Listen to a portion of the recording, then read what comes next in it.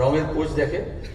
কদিন আগে যেরকম দেখেছিলেন রোড সেফটি হবে, কিন্তু কলকাতা পুলিশ সব নীল সাদা প্যান্ডেল করতো। এখন দেখলাম সব মোড়ে গেরো, কোনো রঙের নিজস্ব কোনো ব্যাপার নেই, যে কোনো রঙ হতে পারতো। কিন্তু আসলে এই রঙের পোজ দেয় কারণ আমাদের ইতিহাসকে তারা ডিলিট করতে চায়, এবং শাসক মনে করে তারা যা করছে সেটাই সর্বজনগ্রাহ্য হবে। আমাদের প্রথমে বুঝতে হবে যে ষড়যন্ত্রমূলক মামলা, পেশোয়ার, তারপর হচ্ছে মিরাট, কানপুর, তার আগে এরা অসংখ্য। আমি শুধু কমিউনিস্ট নয়, এই যে লাহোর ষড়যন্ত্র মামলা ভগৎ সিং এর বিরুদ্ধে, তার দলবলের বিরুদ্ধে, এই ষড়যন্ত্রমূলক মামলা করা হয়েছিল যাতে একেবারে যখন ভূমিষ্ঠ হয়েছে কমিউনিস্ট পার্টি এবং স্বাধীনতা আন্দোলনে, সাম্রাজ্যবাদ বিরোধী আন্দোলনে যে খেটে খাওয়া মানুষকে, শ্রমিক কৃষককে জড়ো করা, গণ আন্দোলনের রূপ দেওয়া, সেটা ব্রিটিশ বুঝেছিল এটা হচ্ছে খুবই বিপজ্জনক। যেখানে আমাদের তরুণ প্রজন্মের ছেলেমেয়েরা দেখলাম টিফো লাগিয়েছে, এটা নতুন, আমরা মাহাতি সদনে প্রত্যেক বছর করি, কিন্তু কাকাবাবু দি টর্চ বিয়ারার অফ আজাদি। এখন তো আজাদি শব্দটা উচ্চারণ করলে বোঝে দেশদ্রোহী, কারণ এই শব্দটা শুনলেই, আর নেতাজিকে তো গালাগাল দেবেই, কারণ তিনি স্বাধীনতার জন্য লড়েছিলেন, আর যে ফৌজ বানিয়েছিলেন তার নাম আজাদি ফৌজ রয়েছিলেন। আসলে মুক্তি, স্বাধীনতা, আজাদি, এই শব্দগুলো এই ফাঁসির শক্তি কখনো শুনতে চায় না, সেটাকেই তারা ষড়যন্ত্র মনে করে। কিন্তু আমরা দেখলাম এই দিল্লিতে এবং তারপরে দিল্লির আলোড়নে একেবারে অরুণাচল প্রদেশ থেকে গুজরাট, মুম্বাই, হায়দ্রাবাদ, দিল্লি, পাটনা, কলকাতা, জেনজি বলছে, নতুন প্রজন্ম, তরুণ প্রজন্ম যারা ভুক্তভোগী, 12 বছর হয়েছে বিজেপির শাসনে, 14 থেকে 26 হাজার কোটি টাকা খরচ করেছে বিজ্ঞাপনে, শুধু মোদির মুখ আর তার ভাষ্যকে তুলে ধরার জন্য।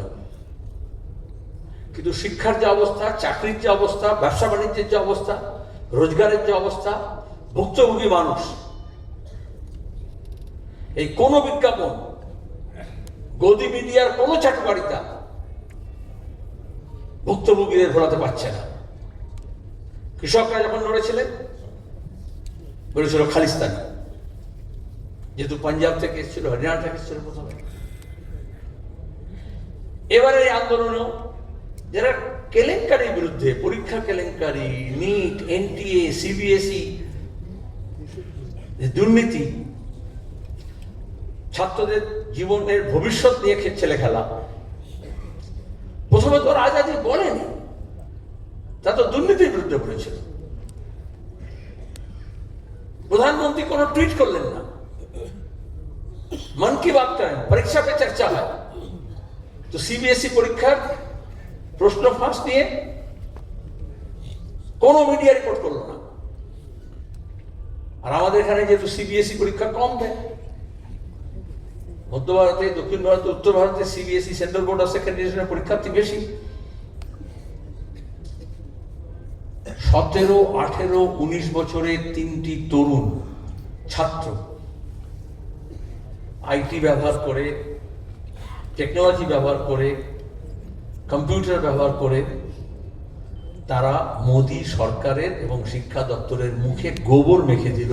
যে অস্বীকার করছিল সেই অস্বীকারটাকে সব প্রমাণ হাজির করলো যে কিভাবে জালিয়াতি হয়েছে, পুরো টেন্ডার প্রসেস থেকে আরম্ভ করে আমাদের এখানে শিক্ষক নিয়োগের দুর্নীতি যেরকম হয়েছে, ওএমআর সিট খুঁজে পাওয়া যাচ্ছে না যেরকম হয়েছে, যে সিবিআই এখনো তদন্ত করে কিছু খুঁজে পেতে পারছে না, সেই 3 জন ছেলে সব বার করে দিল। তার মধ্যে আমাদের গর্বের জায়গা একজন হচ্ছে নিসর্গ অধিকারী, যে আমাদের উত্তরবঙ্গের ছিলেন। তারপরে তো এই আন্দোলন গড়ে উঠল নিটের কেলেঙ্কারি নিয়ে। 20 দিন কোনো খবর নেই, মানুষ জানতে পারলেন না। সোনার মাংচুক যখন সত্যাগ্রহ করছে, আমার বামপন্থী ছাত্র যুব আন্দোলন তারা নেমে পড়েছে, প্রচারক হিসেবে প্রচার করছে, অংশগ্রহণ করছে। তো ওরা মনে করেছিল এটাকে চীন, পাকিস্তান, বাংলাদেশ, আমেরিকা, যে কোনো বিদেশি এবং ষড়যন্ত্র চক্রান্ত এই করে ভোট করে দেবে। আসলে টিকে থাকার মন্ত্রে এসে ওরা ভেবেছিল মানুষকে আলাদা দ্বীপে পাঠিয়ে দেবে, জাত পাত, ধর্ম, বর্ণ, ভাষার নামে, মন্দির মসজিদের নামে। এই জন্য তো কৃষক আন্দোলনের খালিস্তানি। কিন্তু আন্দোলন যখন হয়, কাকাবাবু বলেছিলেন গণ আন্দোলন হচ্ছে এই জাত পাত ধর্ম বর্ণ নির্বিশেষে মানুষের মিলন ক্ষেত্র। ওরা আন্দোলনকেও ভয় পায়, মিছিলকেও ভয় পায়, শুধু স্লোগানকে নয়, কারণ একটা মিলনের সুর বেঁধে দেয়।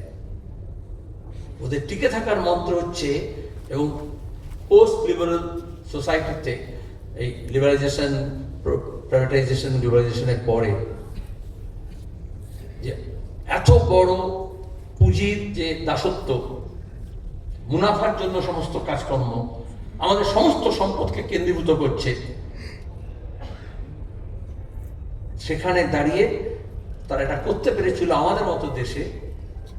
কারণ শুধু ধর্ম, মন্দির, মসজিদ না, পেশা হিসেবে, গ্রাম শহর হিসেবেও সবাইকে আলাদা আলাদা দ্বীপে পাঠিয়ে দিয়েছিল। সন্দীপের সন্তান কাকাবাবু তার জীবন সংগ্রাম দিয়ে প্রমাণ করে গিয়েছেন, আমরা কেউই আলাদা আলাদা দ্বীপে বেঁচে থাকতে পারি না। এজন্য সাঁকো তৈরি করতে হয়, এজন্য জনসম্পর্ক তৈরি করতে হয়, এজন্য বার্তা বহন করে নিয়ে যেতে হয়। তাহলে সিদ্ধা যেরকম বললেন যে মতাদর্শগত চর্চা, সেই শিক্ষায় শিক্ষিত হয়ে, বলিয়ান হয়ে, তার প্রয়োগের জন্য এবং মানুষকে তার আন্দোলন সংগ্রামের মধ্য দিয়ে আমাদের গড়ে তুলতে হয় ঐক্যকে। ওই যন্তর মন্তর বিজেপির যে সাম্প্রদায়িক ফুসমন্ত্র, সেটাকে পরাজিত করেছে।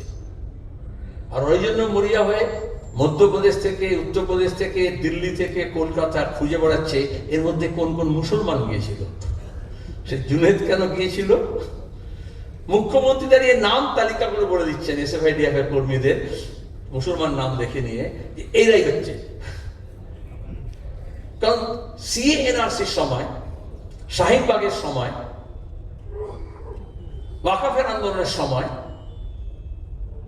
এই যে দেশদ্রোহী, জেহাদি, মুসলমান, রোহিঙ্গিয়া এই ডাক হুইসেল দিয়ে বাকি মেজরিটি অংশকে বোঝাতে চেষ্টা করেছিল যে এইসব এরা করছে কারণ মোদি তো বিশ্বগুরু হয়ে যাচ্ছেন, দেশের অর্থনীতিতে একদম তৃতীয় স্তরে নিয়ে যাচ্ছেন, 3 নম্বর হয়ে যাচ্ছে, আমাদের সব আর কিছু করতে হবে না। যেমন বিদেশ থেকে 15 লক্ষ করে টাকা চলে এসছে সবার অ্যাকাউন্টে, বছরে 2 কোটি বেকারের কাজ হয়ে গিয়েছে। এখন আমরা গোটা বিশ্বের সামনে একেবারে সামনের সারিতে এগিয়ে এসেছি। এটাই তো মিডিয়া প্রতিদিন এই দামা বাজাচ্ছে, এই ডঙ্কা বাজাচ্ছে। আর WhatsApp university, Facebook, social media, ইন্টারনেটকে তারা ব্যবহার করেছে এই মানুষের মগজের মধ্যে, মননের মধ্যে বিষগুলো ঢুকিয়ে দেওয়া, টক্সিক মাইন্ড। নতুন প্রজন্ম এইখানেই আশা সঞ্চার করেছে। এই টক্সিক মাইন্ডের অ্যান্টিডোট হচ্ছে আন্দোলন, সংগ্রাম। তার যে জীবন জীবিকার যে বিষয়গুলো আছে সেটাকে নিয়ে ভুক্তভোগী যে মানুষ আছেন। আমাদের রাজ্যে আমরা দেখলাম নির্বাচন হলো 4 তারিখে, বামপন্থী দলগুলো আমরা ডাক দিলাম 8 তারিখে, যখন বুলডোজার রাজনীতি নিয়ে। তখনও সরকার কে হবে, মুখ্যমন্ত্রী কে হবে, কিচ্ছু ঠিক হয়নি। কিন্তু বামপন্থী দলগুলো রাস্তায় নামলো। তারপর আমরা দেখলাম রেল স্টেশন হকার উচ্ছেদ, সে রেল হকার উচ্ছেদ হোক, প্ল্যাটফর্মে হোক, স্টেশনের জমি থেকে বস্তি উচ্ছেদ হোক, তারপর বিভিন্ন এলাকায়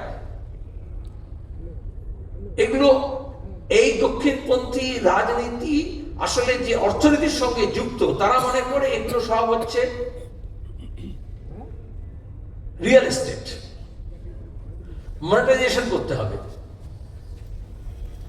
এবং সেখানে দাঁড়িয়ে বলছে, এবং একটা বড় অংশের মধ্যবিত্ত মানুষকে তারা এইভাবে প্রভাবিত করে, যেমন উদারীকরণ করেছিল। একটু স্টেশন ঝকঝকে তকতকে হয়ে যাবে, পরিষ্কার হয়ে যাবে, হাত পা ছড়িয়ে বসবো, এরা সব নোংরামি করছে, নোংরা করছে। দিল্লির আন্দোলনে এই সুবিধাটা হলো, যখন গরিব মানুষ বুঝলো এখানে খেটে খাওয়া মানুষের বিরুদ্ধে ওরা যুদ্ধ ঘোষণা করেছে, এবং তখন প্রশাসন, শাসক, কারণ তখন তো একটা বড় অংশের মধ্যবিত্ত সদ্য প্রেমে পড়েছে বিজেপির, তারা মনে করেছিল ওটাকে আরো একটু কনসলিডেট করবে, টেনে নিয়ে যাবে।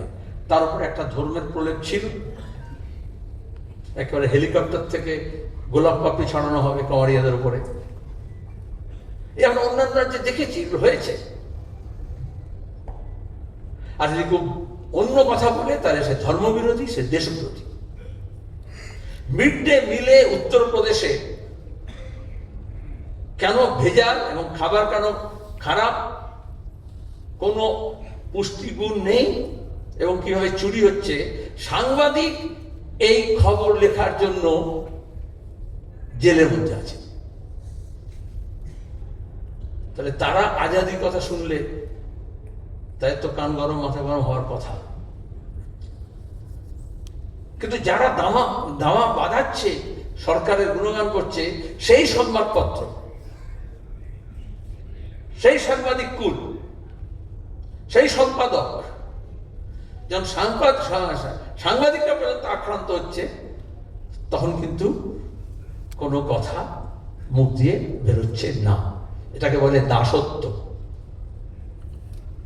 আজকে নিউজ 24-এর গরিমা, প্রখ্যাত সাংবাদিক, সে তার কাজ ছেড়েছে এবং সে একটা বিবৃতি দিয়েছে, এরকম একটা টক্সিক অ্যাটমসফিয়ারে, এরকম একটা দমবন্ধ পরিস্থিতিতে, যেখানে নিজের কোনো ভাবনা, নিজের কোনো কথা, নিজের কিছু বক্তব্য কিছু বলা যায় না, এই পেশায় আমি থাকতে পারবো না। এটা এই আন্দোলন সংগ্রামের একটা জোয়ার তৈরি হলে এই ধরনের কিছু চিন্তা ভাবনা সেখানে কিছু উদ্রেক হয়। আমি ইতিহাসের কথা বলছিলাম, কিন্তু কাকাবাবু যখন এই আন্দোলন সংগ্রামের কথা বলছেন, যখন ছাপাখানার কথা বলছেন, পাবলিকেশনের কথা বলছেন, এখন যেমন আসামে বন্যা হচ্ছে, আমাদের এখানেও যে কোনো সময় হতে পারে,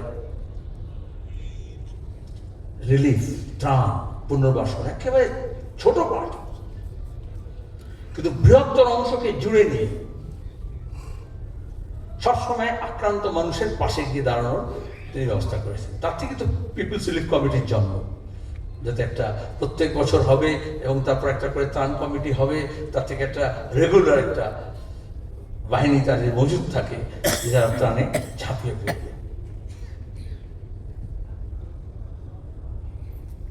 আজকে দাঁড়িয়ে আমরাও গোটা পার্টি আসামের মানুষের পাশে, বন্যাকৃষ্ট মানুষের পাশে দাঁড়ানোর আবেদন জানিয়েছি। ইতিমধ্যে আমাদের পার্টির তরফ থেকে আমরা সাহায্য পাঠিয়েছি। আক্রান্ত মানুষ কিন্তু আক্রান্তের পাশে দাঁড়ায়। সেই আসামের পাশে কুচবিহারে বিজেপি কি করছে, আজকে বিজেপির নেতা নিশীথ অধিকারী, তার বাড়ির ঢিল ছড়া দূরত্বে সিপিআইএম এর স্থানীয় অফিস, দুষ্কৃতী বিজেপির, তারা আক্রমণ করেছে, চেয়ার, টেবিল, লাইট, পাখা, জানলা, দরজা সব লুটে নিয়ে চলে গেছে। ওরা যদি কালা কানুন করে, বিরাট ষড়যন্ত্র মামলা করে, ফাঁসি দিয়ে, জেল দিয়ে, দ্বীপান্তরে পাঠিয়েও যদি কমিউনিস্ট পার্টিকে শেষ করেনি, তাহলে ভেটাগুড়িতে সিপিএম এর অফিসকে ভেঙেও তারা কিন্তু সিপিআইএমকে শেষ করতে পারে। একেবারে তৃণমূলের কায়দায়, যা 15 বছর ধরে আমরা তৃণমূলকে দেখেছি। অনেকে মনে করেছিলেন একটা পরিবর্তন হবে, বলেও ছিল ওরা তাই। কিন্তু একদিকে বলছে মিড ডে মিলে ডিম খাবে না, নিরামিষ আমিষ চলবে না, অন্নপূর্ণা যোজনা সবাই পাবে না।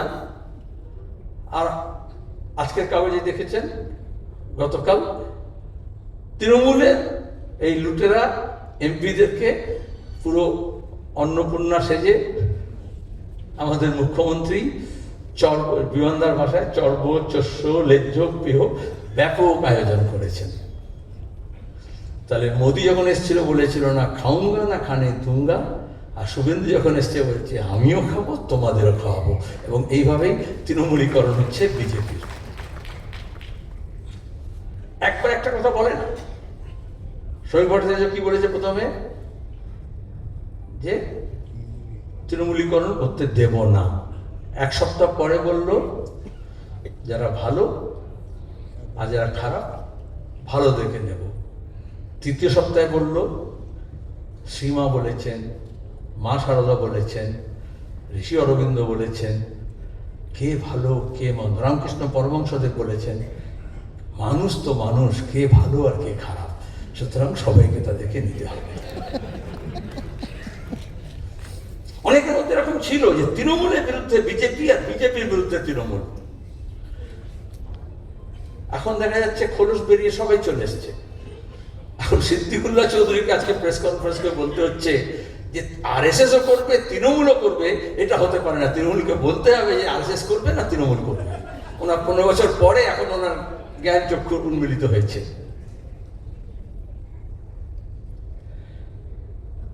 আমি আবার বলছি, সেই 1926 সালে কাকাবাবু বলছেন, একেবারে শিখ ধর্মীয় সংগঠন, হিন্দু ধর্মীয় সংগঠন, মুসলমান ধর্মীয় সংগঠনের নামগুলো দিয়ে দিচ্ছেন, আসলে এরা তৈরি হয়েছে মানুষের ঐক্যকে ভাঙার জন্য।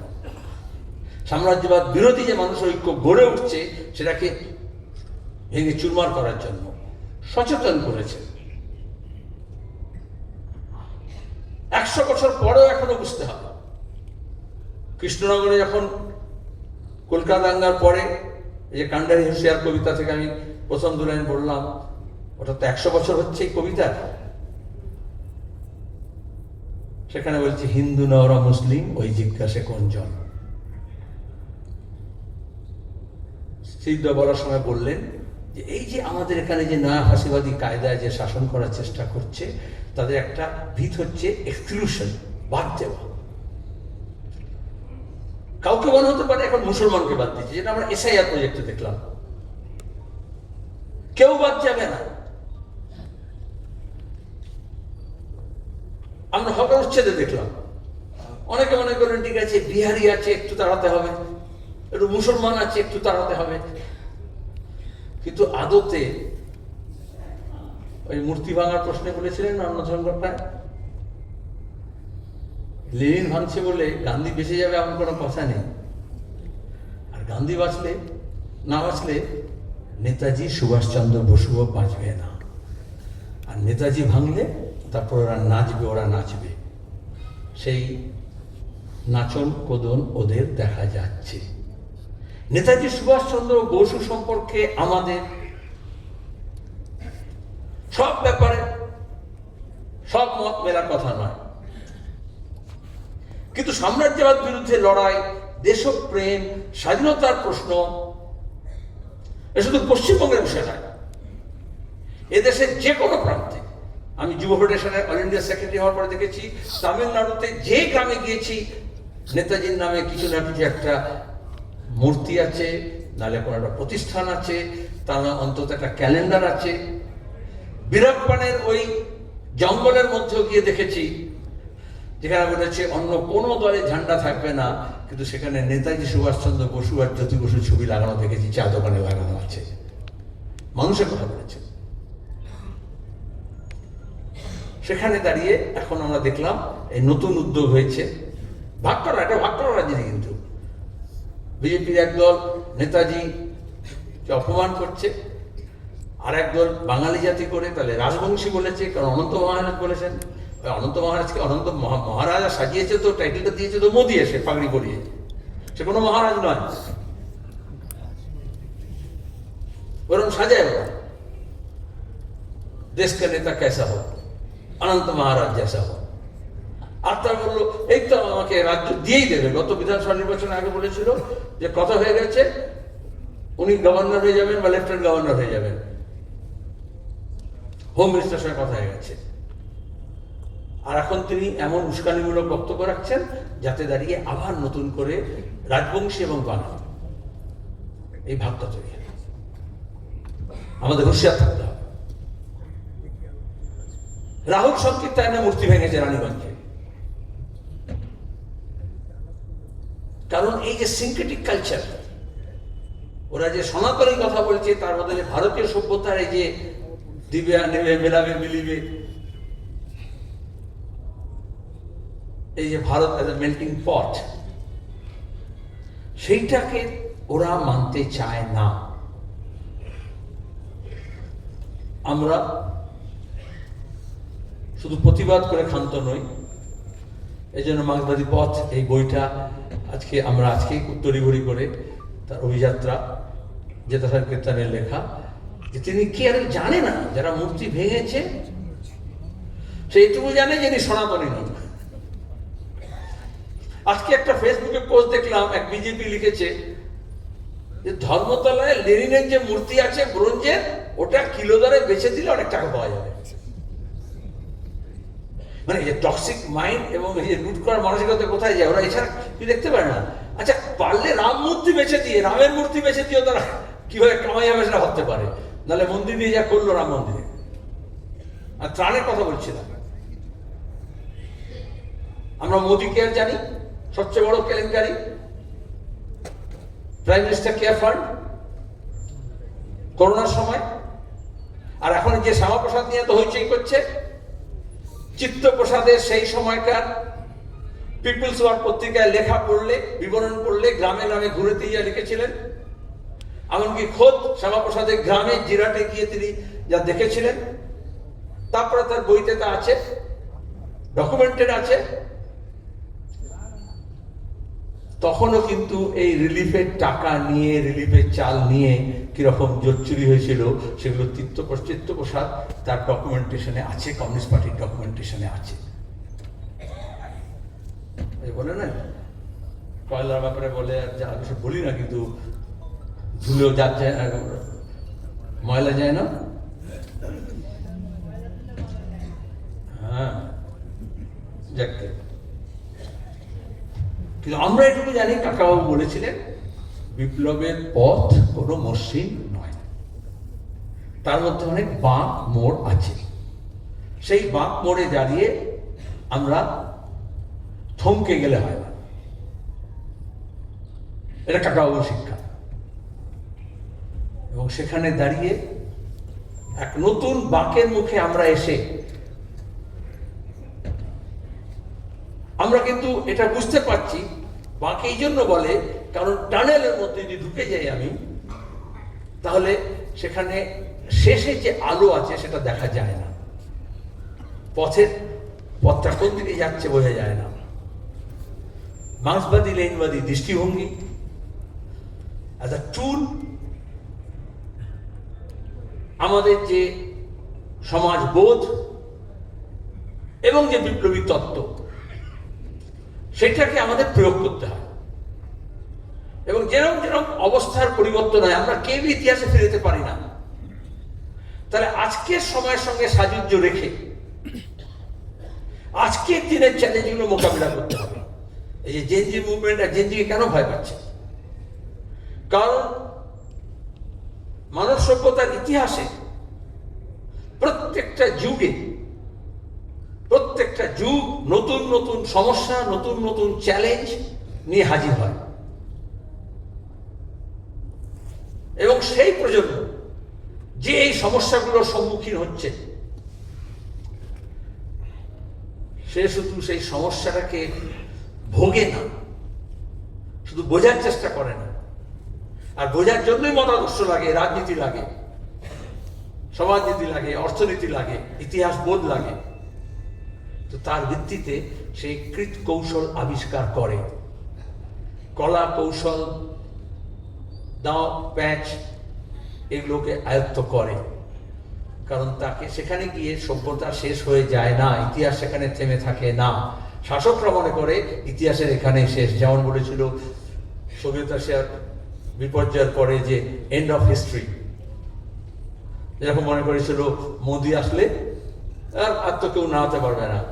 যেমন বলেছিল মমতা 300 বছর পরে দেবী মূর্তি করে তার পুজো হবে। মজার কথা, কাকাবাবু তখন বলেছিলেন আমার জায়গাটা আমি ভুলে যাচ্ছি, বিমানবন্দর থাকবে না তো, পাকুয়াখালী ম্যাডাম করার জায়গায় একজন জাতীয়তাবাদী নেতা, স্বাধীনতা আন্দোলনের লোক, তিনি সত্যাগ্রহ করেছিলেন। কিন্তু ওই সময় তো ছিল কংগ্রেসের মধ্যেও তো হিন্দু মহাসভার অনেক লোক, কে হিন্দু মহাসভা কে কংগ্রেস, ওটা চিত্তপ্রসাদের লেখার মধ্যেও আছে, বোঝা যাচ্ছিল না যখন ত্রাণ নিয়ে সভা হচ্ছিল। তখন এই হ্যারিসন রোডে কংগ্রেসের অফিসে সেই নেতার, আমি আর নাম বললাম না, তার ছবি লাগিয়ে পুজো আরম্ভ হয়েছিল। কাকাবাবু তার লেখায় কটাক্ষ করে বললেন যে এরকম পুজো, কারণ সে আদতে একজন সাম্প্রদায়িক মনস্ক ব্যক্তি, কাকাবাবু লিখছেন, তার জন্য তার পুজো হচ্ছে। তাহলে আজকে দাঁড়িয়ে যারা বিভাজনের রাজনীতি করছে, তাহলে সেখানে দাঁড়িয়ে গোপাল পাঠার যদি পুজো করে সেটা নতুন কি? এটা তো সেই ধারার মধ্যেই আছে যে তারা মনে করে কোন তাদের যে লক্ষ্য, তাদের যে ইচ্ছা, তাদের যে কর্মসূচি, সেটাকে রূপায়িত করার জন্য। তাহলে আমাদের ইতিহাসের মধ্যে ঐক্যের, মিলনের, সংগ্রামের যে ইতিহাস আছে সেটা আমাদের তুলে ধরতে হয়, আর বিভাজনের, দাঙ্গার, হাঙ্গামার, দেশভাগের চিত্রটাকে ওদেরকে তুলে ধরতে হয়। একেবারে বেসিক্যালি আলাদা। এতদিন ধরে আমাদের সামনে লড়াইয়ের ক্ষেত্রে মুশকিল ছিল যে সামনে, শব্দটা বলবো কিনা জানি না, কিন্তু শিখণ্ডী দাঁড় করিয়ে লড়াই হচ্ছিল। এই বিধানসভা নির্বাচনের পরে সামনে আর কোনো রাখ ঢাক গুড়গুড় কোনো পর্দা নেই, সরাসরি বাম বনাম দক্ষিণ পন্থার লড়াই আছে, এবং সেই লড়াইয়ের প্রস্তুতি নেওয়া, তার উপযুক্তভাবে নিজেদের গড়ে তোলা, নিজেদের সংগঠনের প্রসার করা, নতুন নতুন বন্ধু খুঁজে বার করা, এবং শ্রেণীর মানুষকে ঐক্যবদ্ধ করে শ্রেণীর যে দাবিগুলো আছে সেগুলোকে সামনে রেখে যে ঐক্য আমরা গড়ে তুলব, আমাদের এই বিশ্বাস আছে। গোটা বিশ্বের ইতিহাস এই সাক্ষী দেয়, যেখানে দাঁড়িয়ে জিওদার্নো ব্রুনোকে চৌরাস্তার মুখে আগুনে পুড়িয়ে দিলেও প্রগতিশীলতাকে শেষ করা যায় না। আজকে দাঁড়িয়ে যতই আক্রমণ হোক, যতই হামলা হোক, যতই হুমকি হোক, তার বিরুদ্ধে আমাদের লড়াই চালিয়ে যেতে হবে। এবং এখন পরিষ্কার হয়েছে, প্রথম একটু ডিম খেলা হচ্ছিল, ফুল খেলা পরে, কিন্তু এখন সব ডিমের অমলেট করে নিজের একসঙ্গে করে খাচ্ছে, সেখানে ভাগাভাগি করছে, কোনো অসুবিধা নেই। আর লায়েক আলীকে জেলে পড়েছে, ধর্ষণ হয়েছে, সে সাহস করে বলেছে যে ধর্ষণকারীদের মধ্যে এবং তাদেরকে বাঁচানোর মধ্যে বিজেপি সংসদ ছিল। বললো একেবারে উমর খালিদের মতো, সার্জিল ইমামের মতো জেলে পচিয়ে মেরে দেব। 1818 3 নম্বর রেগুলেশন যখন পারেনি, রাউলাট আইন যখন পারেনি, 1925 সালের প্রিভেন্টিভ অ্যাক্ট যখন, ডিটেনশনের অ্যাক্ট যখন পারেনি, এবং এই যে কংগ্রেস পার্টি এবং ছাত্র যুবদের এই যে আন্দোলন ছিল, খেয়াল রাখবেন ওরা জুলাই মাসের সেই তারিখটাই বেছে নিয়েছিল সংসদ অভিযানের, যে দিনটায় বটুকেশ্বর দত্তকে সঙ্গে নিয়ে ভগৎ সিং ন্যাশনাল অ্যাসেম্বলিতে বোমা ছুড়েছিলেন, কাউকে হত্যা করার জন্য নয়। তিনি বলেছিলেন তারা ये बहरे सरकार के कान में आवाज बुझने के लिए, दुनिया का जो दौर है उसी दौर से बोलो, बहरों का इलाका है जरा जोर से बोलो। এবং এই জোরালোভাবে বলেছিল বলেই তারা এত পুলিশ, পেলেট গান, লাঠি, জল কামান, আমাদের দেশের রাজনীতিতে খবরের কাগজ থেকে যেমন কার্টুন উঠে গেছে, এরকম আমাদের দেশের রাজনীতি থেকে হিউমার উঠে গেছিল। বামপন্থীরা কিন্তু খুব ক্রিয়েটিভিটির সঙ্গে কবিতা, গান, স্লোগান, ওয়াল পেন্টিং, নাটক, এই গোটা আইপিটিএ মুভমেন্ট আমরা এটাকে ব্যবহার করেছিলাম। কিন্তু এই যে একটা ইউনিফর্ম একটা ক্যাম্পেইনের মেথড হবে, যেখানে খুব টেকনোলজিকে ব্যবহার করা হবে, কিন্তু সেখানে ক্রমাগত হিউমার এগুলো সব বাদ দেওয়া হবে, এই আন্দোলন আরো অনেক কিছু নতুন করে স্মৃতিতে আমাদের ডাউনলোড করে দিয়েছে, আপডেট করেছে, আপগ্রেড করেছে, এবং কিছু উদাহরণ তৈরি করে দিয়েছে।